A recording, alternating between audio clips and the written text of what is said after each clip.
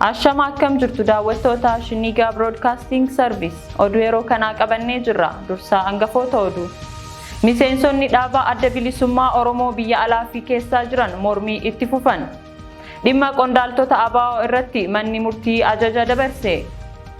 Artist Haacaaluu Hundeessaa badhaasa Giraamii irratti ogeeyyii lubbuun darban waliin yaadatame. Paartileen siyaasaa 47 boordii filannoo biyyaalessaa Itiyoophiyaatti kaadhimamtoota isaanii galmeessisiisan.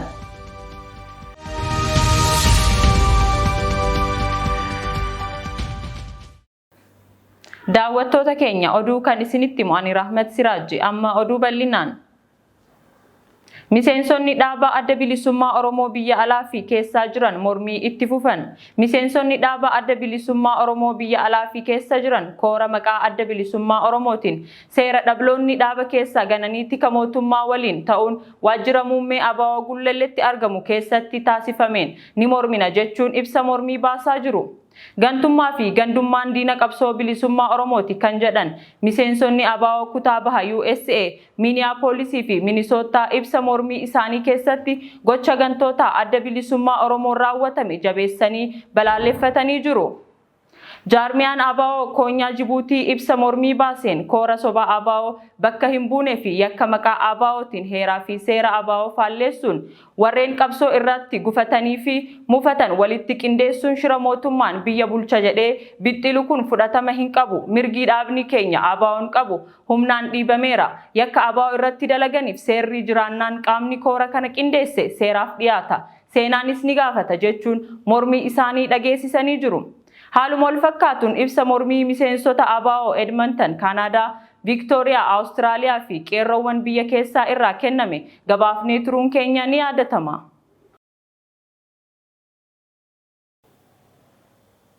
Waraanni bilisummaa Oromoo kaampii waraana mootummaa booji'e. Waraanni bilisummaa Oromoo zoonii kibbaa godina Gujii lola guyyaa 4 booda kaampii waraana mootummaa Itiyoophiyaa naannoo sana jiru weeraruun waraana keessaa ari'ee dhuunfachuu beeksisee jira. Haaluma wal fakkaatuun tarkaanfiin waboon fudhatamu ona Oromiyaa garaagaraa keessatti jabaatee itti fufee jira.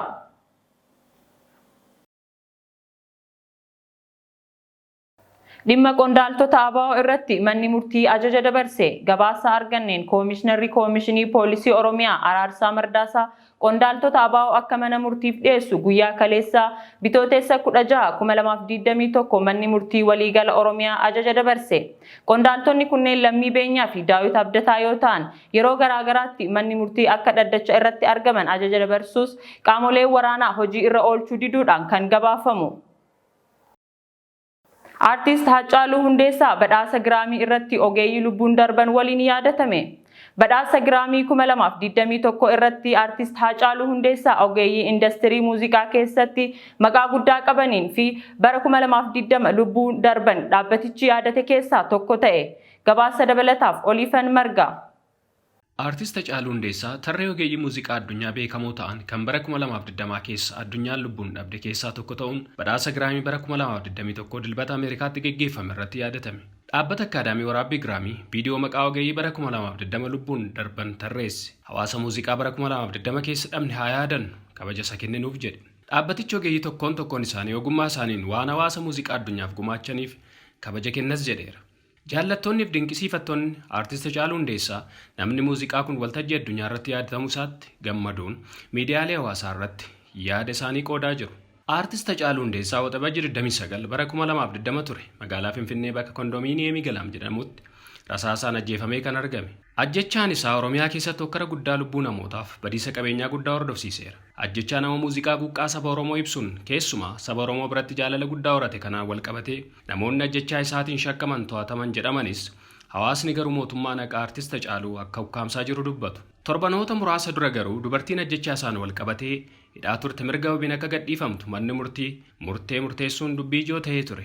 Namoonni gariin ajjechaan isaa siyaasa jedhanii waa yaadaniif haqni isaa dhokateera yaada jedhu kaasaa turan.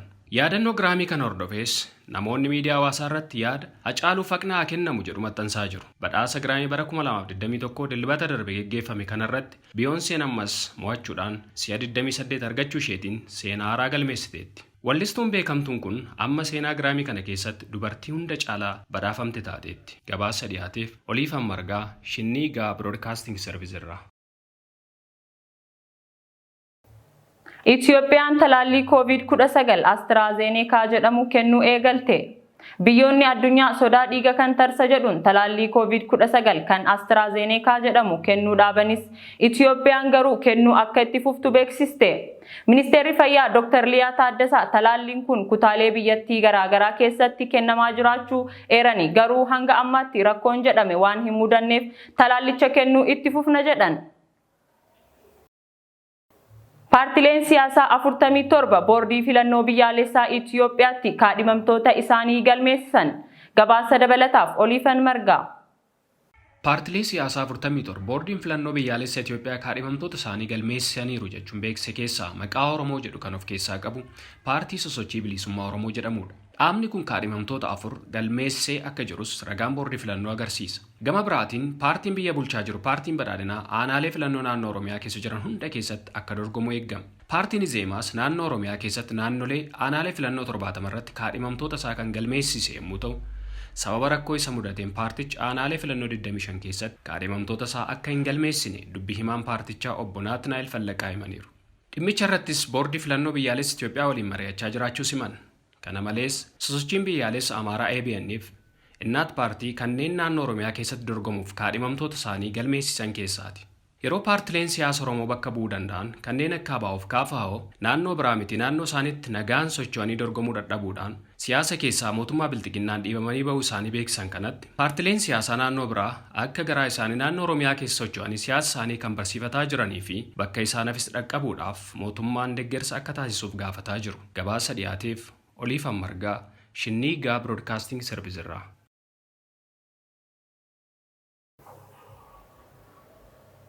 Oduu biyya alaatiin obboleettiin bulchaa Kooriyaa kaabaa Ameerikaa jecha cimaadhaan akeekkachiifte. Obboleettiin quxxisuun Kiimii fi kan baay'ee cimtuudha jedhamuun beekamtu Kim Yoon Jong Ameerikaan wayita ammaa kanatti waan biyya ishee aarsu yoo raawwatte isheef wayyoo jettee jirti.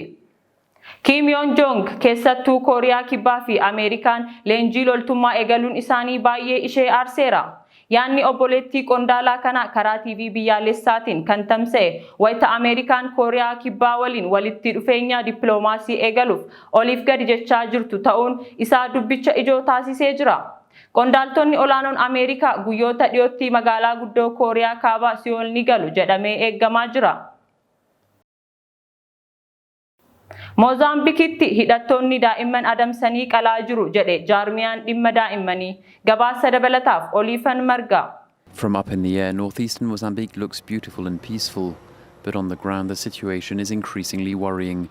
On Tuesday, the NGO Save the Children reported that kids as young as 11 have been beheaded by jihadists. Dhaabbatni dhimma daa'immanii irratti hojjetu Save the Children garee IS waliin hidhata qabaachuu himan Mozaambiik naannawaa Kaaboo Dalgaaboo jedhamu keessatti ijoollee umuriin isaanii haga waggaa 11 ta'e adamsanii qaluun ajjeesaa jiru. Harmeen tokko wayita ilmi ishee umurii waggaa 12 garee kanaan qalamu achuma dhiyeenya sana bakka daa'imman ishee kaan waliin dhokatte keessa teessee ilaalaa akka turte jaarmiyaa kanatti himte. Gaafa sana galgala gandi keenya leelamee manneen gubatanii turan. Wayitaa leellaan jalqabu ijoollee keenya 4 waliinan mana keessa ture. Miliquuf yaallus garuu daa'ima kiyya hangafaa qabatanii utuu nuti ilaalluu qalan. Nu ajjeesu waan ta'eef homaa gochuu hin dandeenye jedhe. Haati kabiraan ammoo ilma ishee jalaa ajjeefamuuf isheen ammoo daa'imman ishee biroo 3 qabattee baqachuu himti. Daa'ima kiyya kan umurii waggaa 11 erga ajjeesanii booda naannoon sun waan nu sodaachisee baqanne.